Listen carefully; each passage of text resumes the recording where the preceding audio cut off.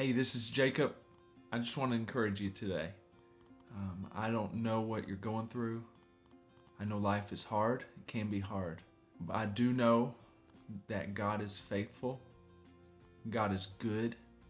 And I want to tell you today that you can trust Him. You don't have to know why you're going through what you're going through. You don't have to see the outcome. You don't have to know that there's good coming from it or what that good is. But you can know this. You can know for sure. God is working all things for good of those who love Him. God is in control and God is good. You can trust Him with what you're going through. You know, a lot of people don't believe in God because of evil and suffering.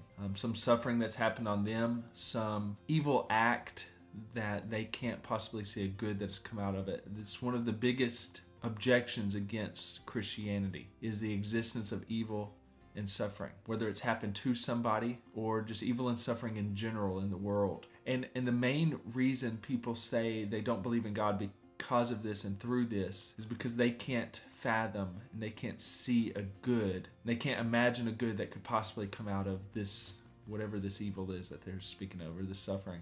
Now, here's the thing. I don't buy it. I don't buy it. I've experienced evil and suffering in my life. I have. I've experienced the sting and pain of death. I know what it is to suffer.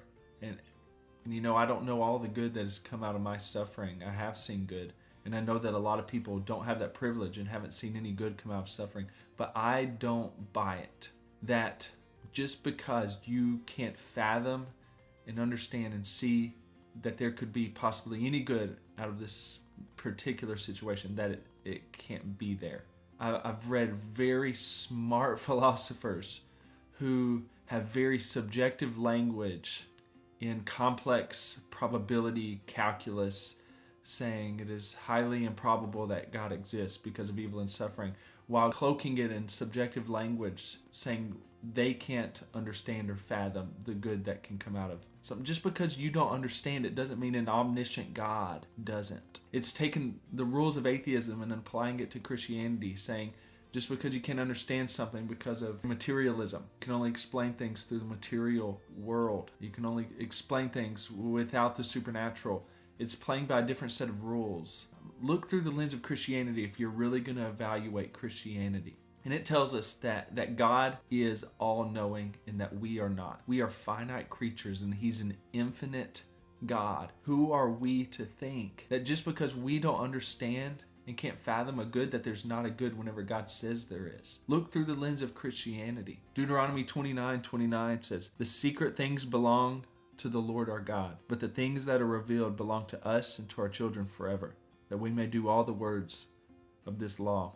One commentary about this says, "Not everything that is true of God has been revealed. That there are secret things anticipates the need to trust, obey, and be humble before God. What God has revealed is for the sake of obedience." I would say obedience and trusting, obedience and faith. If you're really going to evaluate Christianity to see if it's true or not, and you're looking at the problem of evil and the problem of suffering, don't use the rules of atheism to evaluate theism and Christianity. Look through the lens of a Christian for a second. There is an all-knowing God.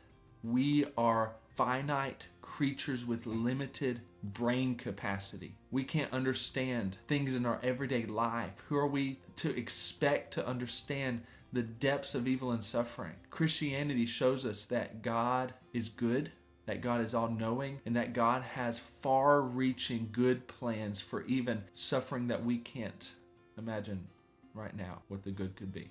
I think of Hebrews 11. Hebrews 11 is the hall of faith. The people of the Old Testament who lived by faith, who trusted God. There's a part that doesn't seem good to me. I mean, it goes through all of these great people of faith, but then all of a sudden it turns to people who suffer, people who are sawn in two. And then there's this word in Hebrews 11, and it says, "And none of them received what was promised." All of them had faith and trusted in God, yet none of them saw the good that came out of their suffering. Now, does that mean that there wasn't good? There's not much worse evil and suffering than someone being sawn in two, right? But it says that God was working something good in us. Me reading this thousands of years later, God is working something good to help my faith, whatever it may be. I don't even have to understand it, but to know that the all-knowing God who is good says that there's good purposes for evil and suffering, even heinous acts, I can trust that even if I don't understand it. I don't buy the atheistic objection to the problem of evil